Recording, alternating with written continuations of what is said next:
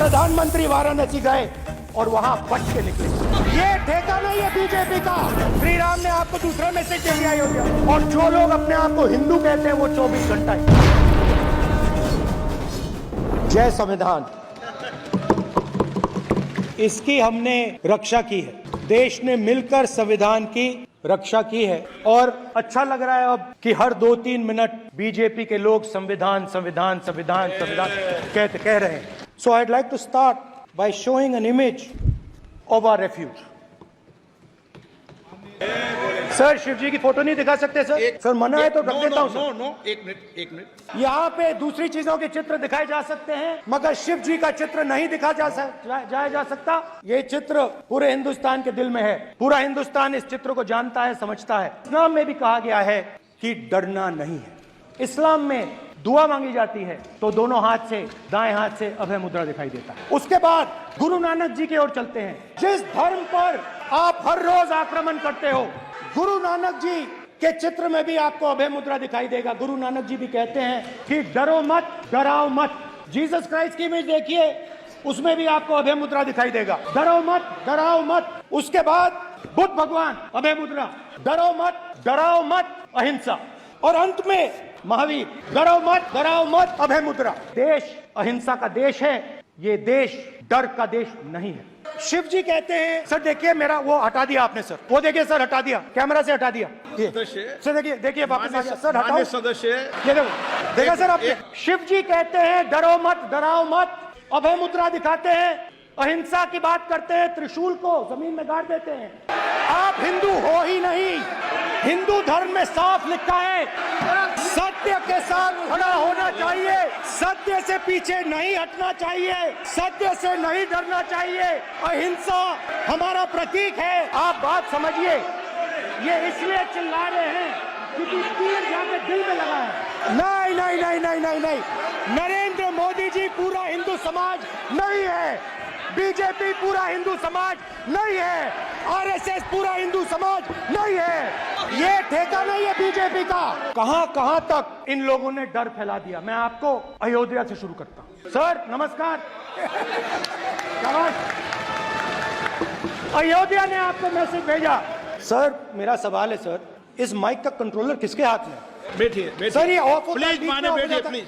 Sir मैं बिल्कुल आपकी रिस्पेक्ट करता हूं स्पीकर सर, मगर मेरे भाषण के बीच में सच्चाई है कि माइक ऑफ हो जाता है। मैं क्या करूं, हो जाता है वो। अब आपने देखा मैंने अयोध्या शब्द यूज किया और माइक ऑफ हो गया। नो, अयोध्या ने राम भगवान की जन्मभूमि ने बीजेपी को मैसेज दिया और ये आपके सामने मैसेज बैठे हुए हैं। मैंने उनसे पूछा कि आपको कब पता लगा कि आप अयोध्या में जीत रहे हो, और आपने कहा पहले दिन से मुझे पता था। और मैंने कहा ये क्या हुआ? उन्होंने कहा राहुल जी, अयोध्या में एयरपोर्ट बना, अयोध्या की जनता से जमीन छीनी गई और आज तक उन्हें मुआवजा नहीं मिला है। अयोध्या में जो भी छोटे छोटे दुकानदार थे, जो भी छोटी छोटी बिल्डिंग्स थी, उन सारों को तोड़कर गिरा दिया गया, लोगों को सड़क पर कर दिया गया।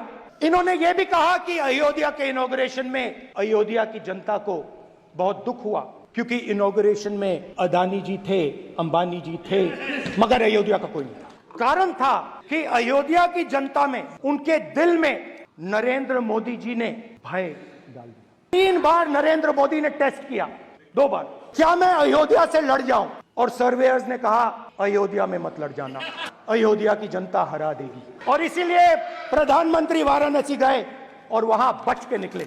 आज सुबह में आया, राजनाथ सिंह जी ने मुस्कुरा के मुझे नमस्ते की और मोदी जी बैठे हैं, मुस्कुराहट नहीं, सीरियस, नमस्ते भी नहीं करते, कहीं मोदी जी ना देख लें, प्रॉब्लम हो जाएगी। वही कहानी गडकरी जी की है, सच्चाई है। अरे भाई अयोध्या की जनता को छोड़ो, ये तो बीजेपी वालों को डराते हैं। And there is mister Om Birla. When Modi ji went and shook your hand, and I went and shook your hand, I noticed something. When I shook your hand, you stood straight like this and shook my hand. And when Modi ji shook your hand, you bowed down and shook his hand. Speaker sir, मैं आपकी बात को respect करता हूं, मगर आपको कहना चाहता हूं कि इस हाउस में स्पीकर से कोई बड़ा नहीं होता। स्पीकर सबसे बड़ा है। हम सबको स्पीकर के सामने झुकना चाहिए। आपने हिंदुस्तान की महिलाओं को महंगाई से हर रोज डराया है। कुछ दिन पहले मैं पंजाब में अग्निवीर के परिवार से मिला। अग्निवीर शहीद हुआ, लैंडमाइन ब्लास्ट में शहीद हुआ। मैं उसे शहीद कह रहा हूं, मगर हिंदुस्तान की सरकार उसे शहीद नहीं कहती। नरेंद्र मोदी उसे शहीद नहीं कहते। उस घर को पेंशन नहीं मिलेगी, उस घर को कॉम्पनसेशन नहीं मिलेगी, शहीद का दर्जा नहीं मिलेगा। आम जवान को पेंशन मिलेगी, जरूर दुख होगा, मगर हिंदुस्तान की सरकार आम जवान की मदद करेगी। मगर अग्निवीर को जवान नहीं कहा जा सकता। अग्निवीर यूज एंड थ्रो मजदूर है, और आप उससे कहते हो, उसको आप 6 महीने की ट्रेनिंग देते हो। दूसरी तरफ चाइना के जवान को 5 साल की ट्रेनिंग मिलती है, राइफल लेकर उसके सामने खड़ा कर देते हो, उसके दिल में भय पैदा करते हो। एक जवान और दूसरे जवान के बीच में फूट डालते हो कि एक को पेंशन मिलेगी, एक को शहीद का दर्जा मिलेगा, दूसरे को नहीं मिलेगा, और फिर अपने आप को देशभक्त कहते हो। ये कैसे देशभक्त हैं? राजनाथ सिंह जी की एक राय है, मेरी एक राय है, सच्चाई अग्निवीरों को मालूम है, हमें बोलने की जरूरत नहीं है। स्पीकर सर, मैं रिस्पेक्ट कर रहा हूं, ये प्रधानमंत्री के शब्द हैं, मेरे शब्द नहीं हैं। ये प्रधानमंत्री जी ने कहा है, पब्लिक में मीडिया को कहा है कि मैं बायोलॉजिकल नहीं हूं, मेरा डायरेक्ट कनेक्शन भगवान के साथ है। मैं नहीं बोल रहा हूं, प्रधानमंत्री मोदी जी ने बोला है। तो पता नहीं उस टाइम 8 बजे भगवान का मैसेज आया होगा Hindustan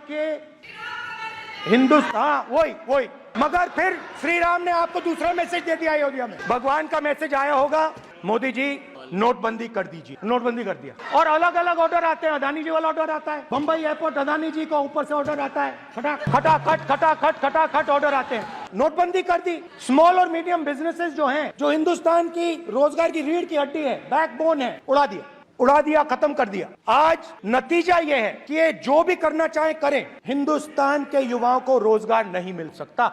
job creation backbone is broken, finish, खत्म। नोटबंदी की, गलत जीएसटी लागू की, उड़ा दिया। पहले मैं सोचता था ये पता नहीं कैसे हुआ, अब मैं समझता हूं कि ये अदानी जी, अंबानी जी जैसे लोगों के लिए किया गया। ये रास्ता साफ करने का तरीका था। इनकम टैक्स डिपार्टमेंट उनके पीछे पड़ा रहता है। जीएसटी, डिमोनेटाइजेशन, 24 घंटा उनको तंग करते हैं, उनके कैश फ्लो को रिस्ट्रिक्ट करने की कोशिश करते हैं, कैश फ्लो को क्रश करने की कोशिश करते हैं कि वो परे हट जाएं और अरबपति उनकी जगह ले लो। आप किसी भी छोटे व्यापारी से पूछ लो, किसी भी स्मॉल मीडियम बिजनेस ओनर से पूछ लो, ये आपको बता देगा। गुजरात में मैं गया, टेक्सटाइल ओनर्स के साथ मेरी बात हुई, मैंने उनसे पूछा नोटबंदी क्यों हुई, जीएसटी क्यों हुई, साफ बोला अरबपतियों की मदद करने के लिए जीएसटी और नोटबंदी की गई है। नरेंद्र मोदी जी अरबपतियों के लिए काम करते हैं।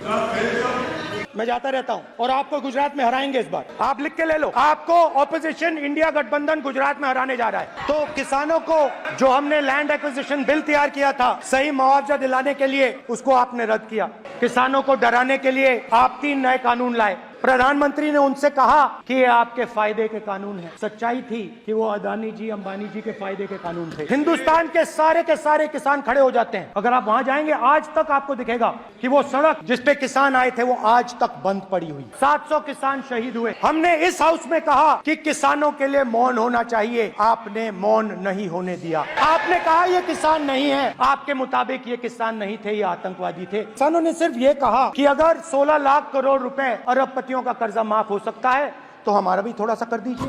किसान ने यह कहा कि हर प्रोडक्ट के लिए सही प्राइस मिलती है, हमें भी एमएसपी दे दीजिए। और आप लोगों ने कहा किसान का कर्जा माफ नहीं होगा और एमएसपी नहीं मिलेगी। तो किसानों में आपने डर डाला, भय डाला। महिलाओं में महंगाई, गैस सिलेंडर, सेना में अग्निवीर, हर व्यक्ति के लिए आप लोगों ने भय का कोई ना कोई पैकेज दिया। स्टूडेंट्स की बात करते हैं आप, 2000 साल पहले की बात करते हो, थोड़ी सी भविष्य की भी बात कर देते हैं, इंडिया के फ्यूचर की बात कर देते हैं। रोजगार तो आपने खत्म कर दिया। नोटबंदी, जीएसटी, जो आपने स्मॉल एंड मीडियम बिजनेसेस थे उनको खत्म करके युवाओं को आर्मी में अपॉर्चुनिटी मिलती थी, अग्निवीर उनके लिए आपने दे दिया, वो खत्म कर दिया, रास्ता ब्लॉक कर दिया। पब्लिक सेक्टर को आप प्राइवेटाइज करते हैं, वो रास्ता बंद कर दिया। और अब एक नया फैशन निकला है, नीट।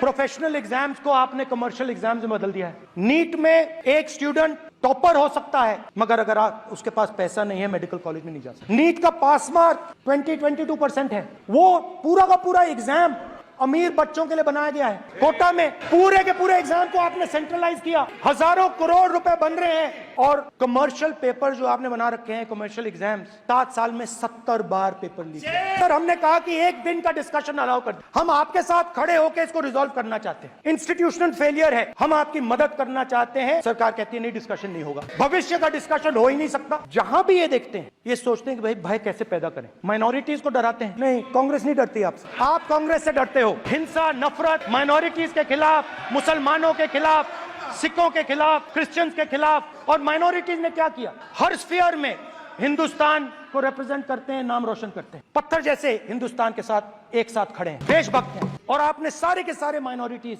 पर आक्रमण किया, उनके खिलाफ हिंसा, नफरत फैलाई।